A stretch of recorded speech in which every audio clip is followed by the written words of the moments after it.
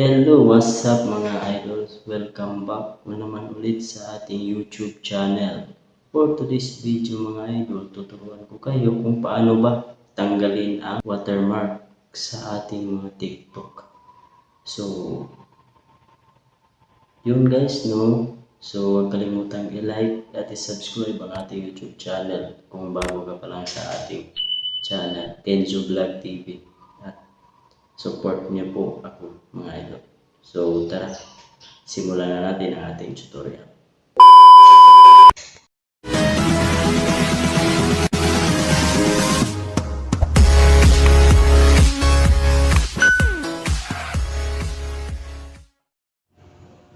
So, yun guys, nandito na tayo sa ating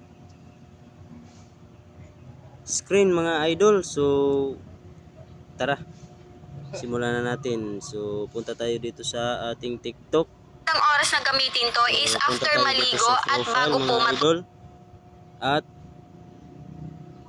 click natin yung gusto nating tanggalan ng watermark. So, ito. Copy nyo lang. Pindutin nyo yung tatlong dot dito sa baba. Mga idol. So, yan.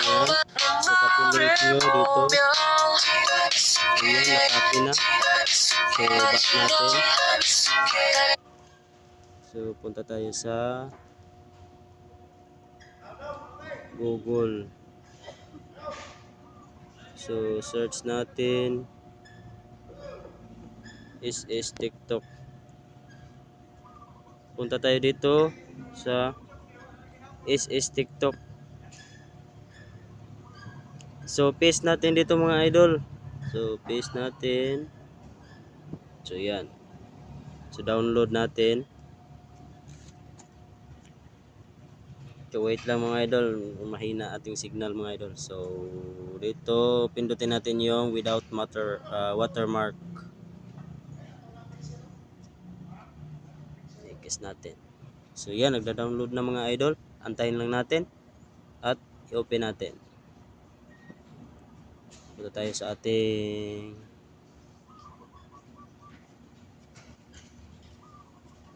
gallery mga idol. So, yun. So, nandito na tayo mga idol. So, yun. Wala nang watermark. Ganyan lang kasimple mga idol. So,